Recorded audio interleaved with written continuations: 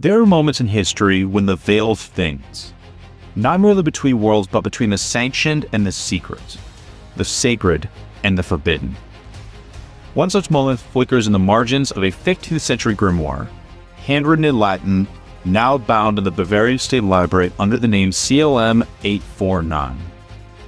There, among pages of conjurations and exorcisms, lies an occult fragment known only in inference, the Mirror of Lilith.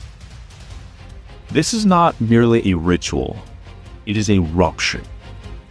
It evokes a time when necromancers, often clerics themselves, worked beneath the crucifix, speaking names that trembled with centuries of fear. It calls to the spirits whose origins are older than the Bible, older even than Hebrew.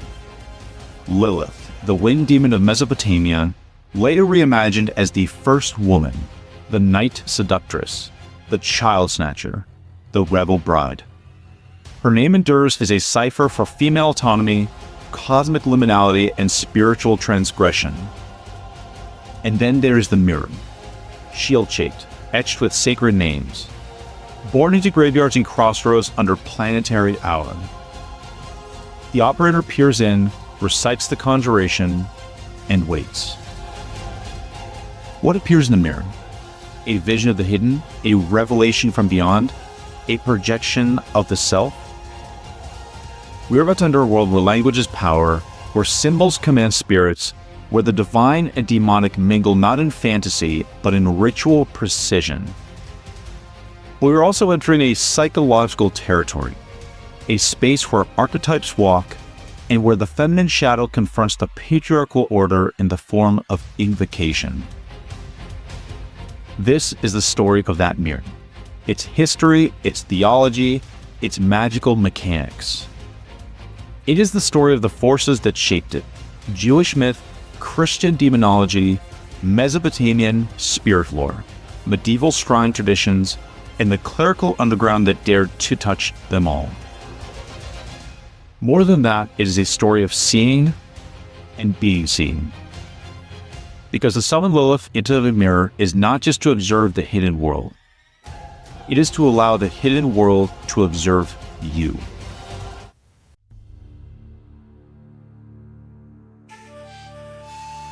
No single doorway leads to Lilith. She arrives through a convergence of language, fear, longing, and theology. Her myth is not born, but gradually assembled piece by piece from ancient winds and shifting interpretations. We begin in Mesopotamia. The earliest echoes of Lilith emerge from the Sumerian and Akkadian worlds, where the Lilu and Lilitu were not individual demons, but categories of spiritual entities, male and female wind spirits that haunted deserts, thresholds, and dreams. They were associated with illness, infant death, erotic danger. Not monstrous, but marginal. Their power was not in their might, but in their placement, at the edge of what civilization could control. From this context, the name Lilith entered Hebrew thought. In the book of Isaiah 34:14, we encounter a curious phrase: "The desert creatures shall meet with the jackals, and the Lilith shall settle there." The term is cryptic, sometimes rendered as screech owl or night hag, but it survives in translation only when a later tradition reaches back and reclaims it as a proper name. That reclamation begins centuries later in post-biblical Jewish tradition. By the time of the Babylonian Talmud, Lilith had begun to take shape, not merely as a spirit, but as a personage. She is said to have long hair, to harm newborns, to seduce men in sleep. Amulets against her appear across the Jewish world, invoking divine names and angels tasked with keeping her at bay. Her name is inscribed above beds, over cradles, near doorposts, an apotropaic line drawn between safety and the forces that seek to unmake it. And then, sometime between the 8th and 10th centuries, a new narrative is grafted onto the old, the alphabet of Ben Sirah. In it, Lilith is reimagined as Adam's first wife, fashioned like him from the dust of the earth. When he demands dominance, she refuses.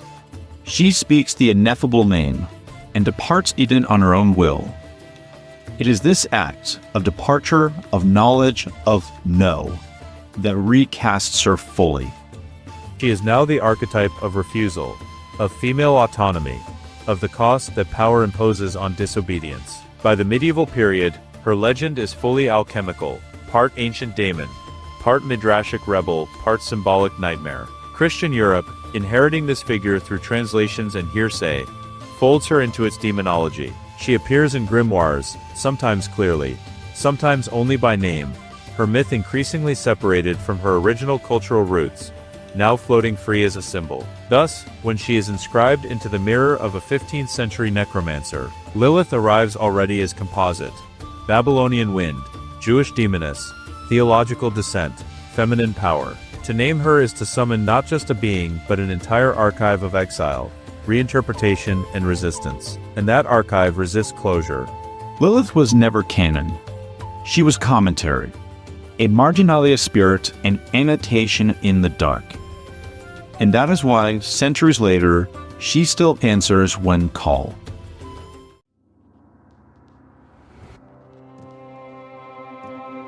The manuscript is unassuming at first glance. Bound in faded leather, its folios worn thin by centuries of touch and breath. It rests quietly now in the Bavarian State Library under the catalog number CLM 849. But in the 15th century, it lived in whispers, passed hand to hand, copied in silence, consulted by candlelight in hours where the veil was thought to thin. Today it is called the Munich Manual of Demonic Magic. Inside, there is no introduction, no explanation, no authorial voice guiding the reader. Only spells, scores of them, written in Latin with dense abbreviations and occasional flourishes. There are instructions to summon spirits, to bind them, to gain favor, to compel knowledge. And among these formulae, nestled like a splinter of darker wood, we find the ritual some have come to call the Mirror of Lilith. To understand this ritual, we must understand the world that produced it. The 15th century of Europe was not a world of clear-cut oppositions between religion and magic.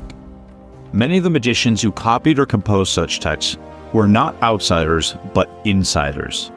Clerics, minor monks, scholars educated in Latin, steeped in the Bible but drawn to the margins where power and prayer blurred. This was the clerical underworld.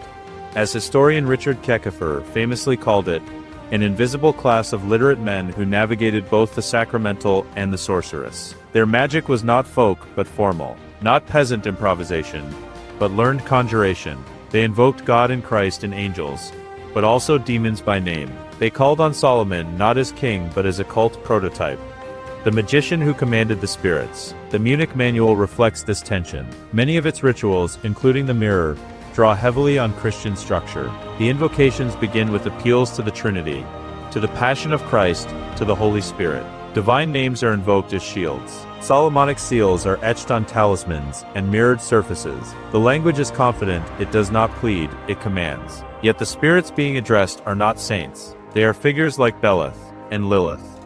The Mirror of Lilith is typical in this regard. Part prayer, part threat. The mirror itself is crafted with divine names on its border and a demonic name in its center. It is a perfect metaphor for the ritual's logic. Divine authority encircling, containing, and harnessing the infernal.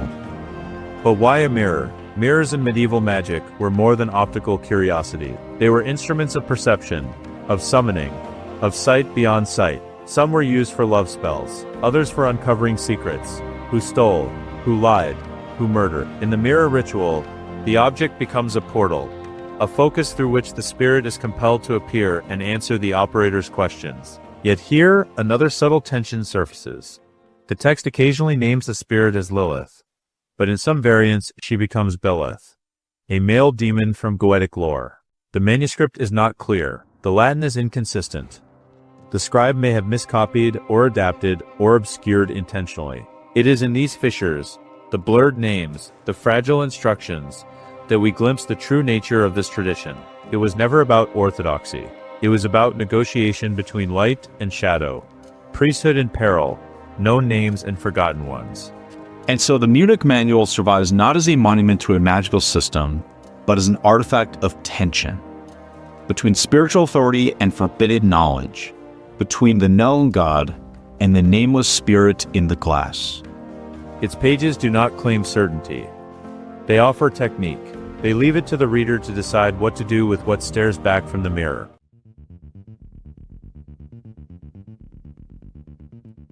What does it mean to see into a mirror? Not merely to observe one's reflection, but to summon it. To peer beyond the surface, and ask that something peer back. The use of mirrors in ritual is one of the oldest magical technologies known to human cultures. From ancient Greece to medieval Europe, from Egypt to Persia, the reflective surface has been revered as more than just a passive object. It is a medium, a threshold, and in the right conditions, a portal through which the hidden might become visible. The mirror of Lilith, as preserved in the Mythic Manual, is not some peculiar invention of a lone necromancer. It belongs to a long lineage of catoptromancy, or mirror divination, in which a polished surface becomes a conduit for spiritual communication, knowledge acquisition, and the revelation of what has been concealed.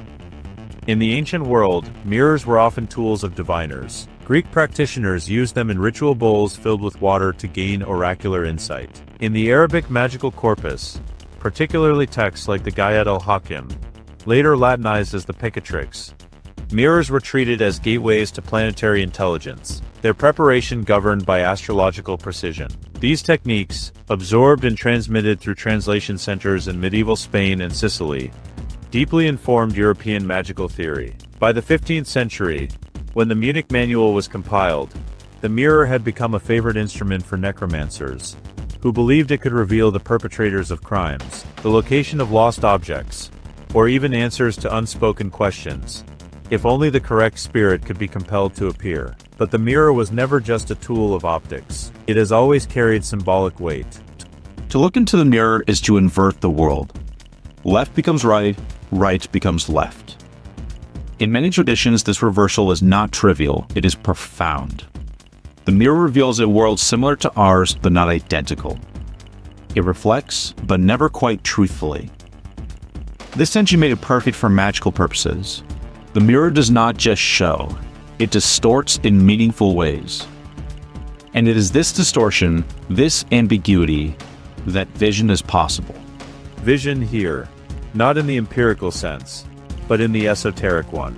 To see what cannot be seen. When the mirror of Lilith is constructed, it is crafted with this inversion in mind. It takes the form of a shield, not just for symbolic protection, but as a heraldic statement of authority. Around its border, divine names are inscribed. Dies Fortis, Dies Immortalis, Pater Futuris Seculi, invocations of God as Fortress, Eternity, and Father of the Coming Age. These are not decorative. They are protective. The magician stands between two domains, calling forth the spirit not through personal power alone, but with divine authority encircling the medium. At the top and bottom of the mirror are etched the greater and lesser seals of Solomon, emblems from Solomonic lore long associated with the binding of spirits. And at the center, depending on the manuscript variation, one finds the name Lilith, or sometimes Baelith. This construction is not merely ornamental, it is strategic. It encodes a cosmology. The outer names assert sanctity. The inner name asserts the spirit's presence. The seals create a boundary, a spiritual perimeter. The magician's goal is not to persuade the spirit, but to compel it, to make it appear visible, embodied, and responsive. And so the ritual begins, not in a church or temple, but in the kinds of places that defy sanctity.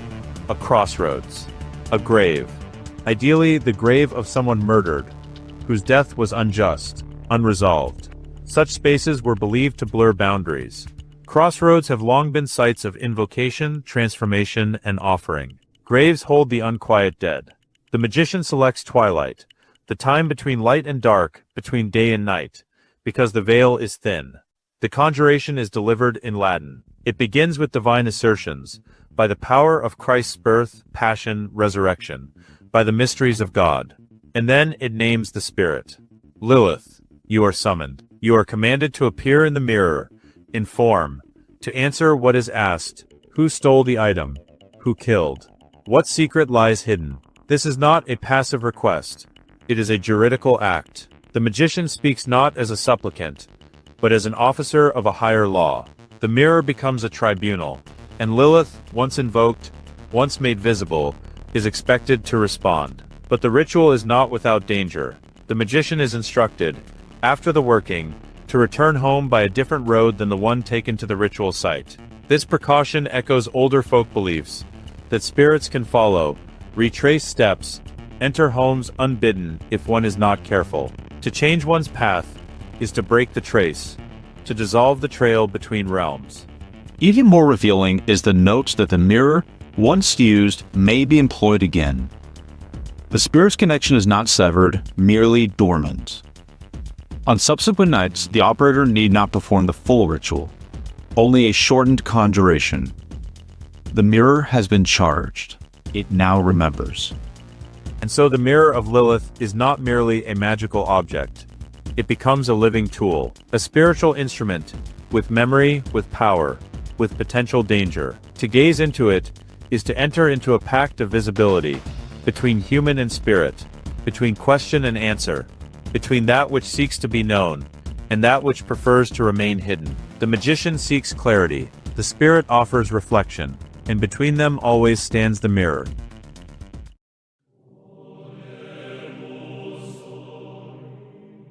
The Mirror of Lilith is not a spell. It is a performance, a choreography of symbol, language, and spirit. It demands not only belief, but preparation. Not only materials, but intention. To perform it is to enter into a space that is neither entirely sacred nor wholly profane, but something in between. A ritualized liminality where command, contact, and consequence intersect. The ritual begins before a word is spoken. Its first demand is the construction of the mirror itself. This is no ordinary reflective surface. The mirror is to be shaped like a shield, not circular like a scrying bowl, nor rectangular like a household looking glass. The shield form signals both defense and authority, recalling the imagery of battle and divine warfare common to medieval theological imagination. Around its border are inscribed the names of God, Deus Fortis, God the Mighty, Deus Immortalis, God the Immortal, Pater Futuri Seculi, Father of the world to come. These are not ornamental. They function as perimeter spells, invoking divine oversight, and reinforcing the conjurer's alignment with celestial order. In this act, the magician anchors the ritual in the Christian cosmology, while preparing to reach beyond it. At the top and bottom of the mirror, the greater and lesser seals of Solomon are engraved, ancient emblems reputed to bind demons and assert magical dominion. These seals carry centuries of occult weight. In the Testament of Solomon and later Goetic traditions, they are the keys by which spirits are made obedient. Their inclusion signals that what is being summoned may not come willingly, and that compulsion will be necessary. And then at the center of the mirror, the name is written. In some manuscripts, it is Lilith. In others, Belith. The ambiguity here is not an error. It is an invitation to interpret. Some scholars argue the original spirit was likely Belith, a male demon ranked among the 72 in the Ars Goetia, later conflated or replaced by Lilith, due to scribal alteration, folk association, or magical intention. Regardless of origin, the presence of Lilith, or her name, transforms the working. It becomes more than Goetic coercion. It becomes an invocation of a feminine force long associated with rebellion, seduction, and esoteric knowledge. Once the mirror is prepared, the magician must choose their moment and their ground. The ritual is not to be performed in domestic space, but in one already charged with liminality. The instructions specify a crossroads, or the grave of a murdered man. Both sites are potent in magical thinking. A crossroads represents the intersection of paths, decisions, and dimensions. It is where Hecate is honored, where pacts are made, where roads diverge not only in geography but in fate. A grave, particularly one of violent death, represents unresolved spirit, injustice, and the presence of death unprocessed by ritual. The magician, by choosing such a location, enters a place already primed for spiritual activity. The timing of the ritual is equally precise. It is to be performed at twilight, a transitional hour between day and night, when visibility falters and the world softens its definitions. Twilight is neither light nor dark. It is both. And in that ambiguity, spirits are thought to move more freely. Then the conjuration is delivered. It begins not with the Spirit's name, but with divine assertion, by the Father, the Son, and the Holy Spirit, by the mysteries of the Incarnation and the wounds of Christ. The magician invokes the Trinity, the Passion, the sacraments. These are not only appeals, They are declarations of jurisdiction. The magician is not operating alone.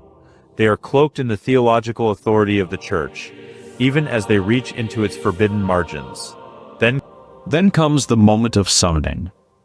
Lilith, I conjure thee, by Alpha and Omega, by the nativity of Christ. Appear before me visibly in the mirror. The language is liturgical in cadence, judicial in tone. The spirit is not invited, it is required to appear, to speak truthfully, to answer the magician's questions, especially concerning theft, murder, or matters hidden from mortal eyes. But ritual power demands ritual closure. The magician must leave the ritual site by a different road than the one by which they arrived. This directive, common in folk and ceremonial magic alike, is a safeguard. To exit as one entered is to leave the door open, to invite the spirit to follow. A new path signifies disruption of the trace, a severing of the ritual trail. What remains unstated, yet clearly implied, is that the mirror now holds the spirit's imprint. It is not discarded, nor deconsecrated. It is preserved, kept as a vessel now marked. On subsequent nights, the operator may return to the site, recite only a shortened conjuration, and expect the spirit to reappear. The mirror is no longer inert. It is a charged instrument. Its silence is not emptiness, but latency. In this ritual, we see a fusion of magical systems, Solomonic authority, Christian theology, folk belief, and earlier Chthonic traditions. But we also see a subtle choreography of control and concession. The magician constructs, compels, and commands, but only within the fragile scaffolding of borrowed authority. Because in the mirror of Lilith, there is no final mastery. There is only negotiation, and every act of seeing is also an act of being seen.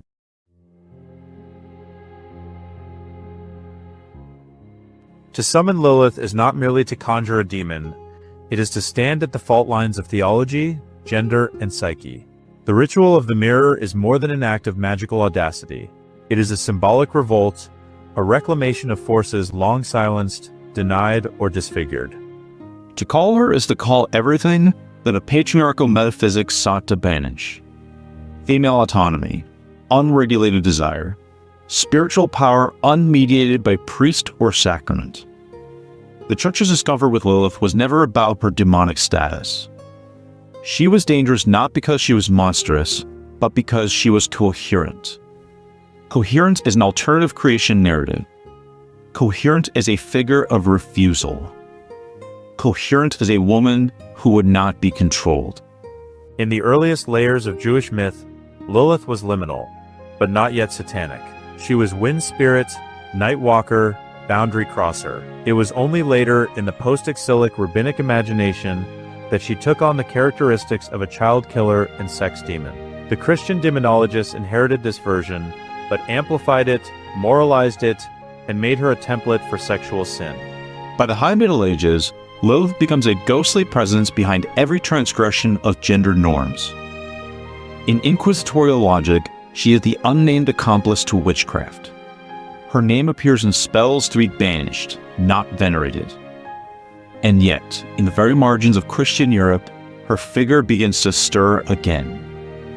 Not in sanctioned doctrine, but in the subterranean texts of necromancers, astrologers, and fringe magi. There she is invoked, not with fear, but with fascination. The Mirror of Lilith ritual represents one such moment of fascination turned formula. While it ostensibly seeks to compel a spirit to reveal knowledge, its deeper current flows toward erotic, esoteric, and existential engagement. It invites the magician into a confrontation, not just with an external entity, but with a feminine archetype that defies containment. This defiance is precisely what makes her relevant again today. In modern occultism, Lilith has undergone a dramatic transformation. She is no longer seen merely as a demon to be bound, but as a goddess to be honored, or at the very least, engaged with in a spirit of reciprocal power. Contemporary traditions such as Thelemic magic, chaos magic, and certain currents within feminist witchcraft have reimagined Lilith as an avatar of the sacred feminine uncorrupted by hierarchy. In the Klipothic system of the Western left-hand path, she occupies a central initiatory role, ushering the practitioner through the gates of forbidden knowledge, personal sovereignty, and sexual alchemy. What then does it mean to perform a mirror of Lilith today? It means stepping beyond historical reenactments and approaching the ritual as a living, evolving interface. A dialogue with archetype as much as entity. The mirror itself may take many forms. A consecrated black mirror, a polished obsidian disc, even a bowl of water in a dark room. The shield shape is symbolic, but its protective function can be ritualized through circle casting, invocation of planetary or angelic guardians, or the use of sacred geometry. Modern practitioners might replace the Latin invocations with those drawn from their own cosmological system, invoking Lilith through her ancient Sumerian lineage, her medieval Jewish manifestations, or her tantric symbolism in modern esotericism. Some may work with planetary correspondences, associating Lilith with the dark moon, Saturn, or Venus in her fierce, uncompromising aspects. But perhaps most importantly, the modern ritual should ask, why call her now? Is it to uncover a secret? To reclaim desire? To break inherited psychological patterns around sexuality, shame, and power? Is it to confront the ways society still renders certain aspects of femininity as demonic? In a world still structured around control of gender, of sexuality, of spiritual agency, the mirror of Lilith becomes a radical act. It is a declaration that what has been exiled must now be seen, that the feminine, in all its complexity, is not a sin, but a force, not a danger, but a door. Psychologically, to work with Lilith is to integrate the shadow. It is to admit the parts of oneself that defy respectability, the parts that rage, that want, that know. For women and men alike, she offers a mirror in which repression is transformed into clarity. But she does not promise comfort. She does not soothe. She confronts. She reminds. In this way, the mirror ritual is more relevant now than ever. In an age of surveillance, censorship, and commodified identity, it returns us to a more ancient paradigm of power, one where knowledge is embodied, sovereignty is sacred, and the sacred includes the shadow. Lilith, once reviled, now re-emerges not as monster, but as mirror. And in that mirror, the practitioner does not only see her, they see themselves unbound. There are doors we open with keys, others with words, and still others, like this mirror, require neither. Only the gaze. To summon Lilith through glass is not simply to conjure an ancient spirit. It is to trace a lineage of resistance, across desert winds and cloistered libraries, across the margins of scripture and the footnotes of fear. It is to ask why the feminine, when powerful, is always called dangerous. Why the erotic, when untamed, is always made demonic. Why knowledge, when embodied, is so often cast out. But it is also to reclaim what was buried, to take the mirror, the shield, the blade, and use it not to fight, but to see. We have followed Lilith from Mesopotamian wind demon to medieval nightmare, from rabbinic parable to magical invocation. We have watched her slip through languages, ship through dogmas, survive translation, suppression, and demonization. And now she returns, not as an echo, but as a presence, as memory made form, as reflection made flesh. To work with Lilith is to refuse the inheritance of fear. It is to recognize that shadow is not the absence of light, but the consequence of it. That what we fear may in fact be what we need. That what we repress may be where our true power awaits. The mirror remains. It asks nothing. It only offers what we dare to ask of it.